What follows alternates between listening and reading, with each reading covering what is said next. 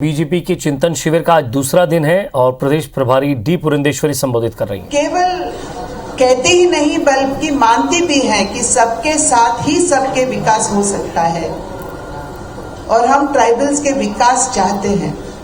Tribals को सम्मान करती है भारतीय जनता पार्टी। यहाँ जो गुंडाधूर की जो प्रतिमा है उसकी प्रतिष्ठा भी जब रामन सिंह जी मुख्यमंत्री थे तभी यहाँ किया गया था। तो यानी कि भारतीय जनता पार्टी सत्ता केवल और केवल सत्ता में आने के लिए वोट बैंक पॉलिटिक्स नहीं करती है, बल्कि पूरे और पूरे छत्तीसगढ़ की डेवलपमेंट के लिए जरूर भारतीय जनता पार्टी सत्ता में आना चाहती है and it wants to use politics as the power as a medium to serve the people and यहाँ की डेवलपमेंट के लिए पूरी की पूरी तरह भारतीय जनता पार्टी समर्पित है। वैसे वैक्सीनेशन को भी अगर आप देखोगे तो कोरोना के काल में जब वैक्सीनेशन आए थे तब सभी को मालूम है, यहाँ मीडिया वाले आपको भी मालूम है कि जब वैक्सीनेशन आई थी तो भूपेश बघेल जी हो या टी.एस. सिंहदेव जी हो, उन्होंने कहा कि this is a BJP vaccination. होता है क्या वैक्सीनेशन कोई बीजेपी का? This is for the people, यहाँ के लोगों के लिए।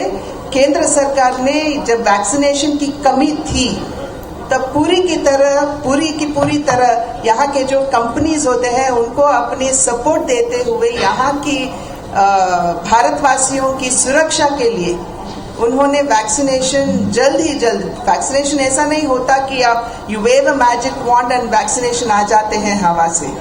तो उनके लिए एक प्रोसीजर होता है, एक प्रक्रिया होता है। क्लिनिकल ट्रायल्स होना, देन उसका प्रोडक्शन होना, फिर क्लिनिकल ट्रायल्स करना और फिर बाजार में लेके आना और to improve the number of vaccination. ये छोटी बात नहीं है, पर आज जितनी तेजी से यहाँ भारत देश में वैक्सीनेशन हो रही है, हम गर्व के साथ कह सकते हैं कि पूरे के पूरे विश्व में this is the largest and the fastest vaccination drive. तो यहाँ के लोगों से मैं आपके माध्यम से यही प्रार्थना करती हूँ कि आने वाले समय में आप सोचिए, आप अंदाजा लगाइए कि कौन सा पार्टी सच्चे दिल से आपके विकास चाहती है और छत्तीसगढ़ की विकास चाहती है।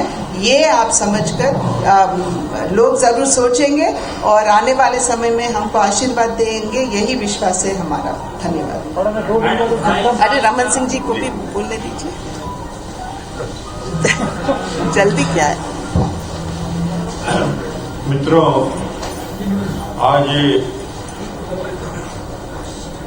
चिंतन शिविर के दूसरे दिन अभी हमारे छत्तीसगढ़ के प्रदेश के प्रभारी और राष्ट्रीय महामंत्री टी पुरंदेश्वरी जी ने अपनी बात कही। इस 1.5 दिन के बैठक के बाद माननीय विष्णुदेव जी की उपस्थिति में और ये लगातार हमारी चर्चा वहां जारी है। 2-3 बिंदु, बाकी सारे विषयों पे चर्चा हो चुकी है। आज छत्तीसगढ़ संकट में है। एक तरह से बिजली का संकट, दूसरा अकाल की छाया और उसके बाद बिजली की कटौती। और इस परिस्थिति में भी छत्तीसगढ़ के कांग्रेस के अंदर कुर्सी दौड़ चल रहा है।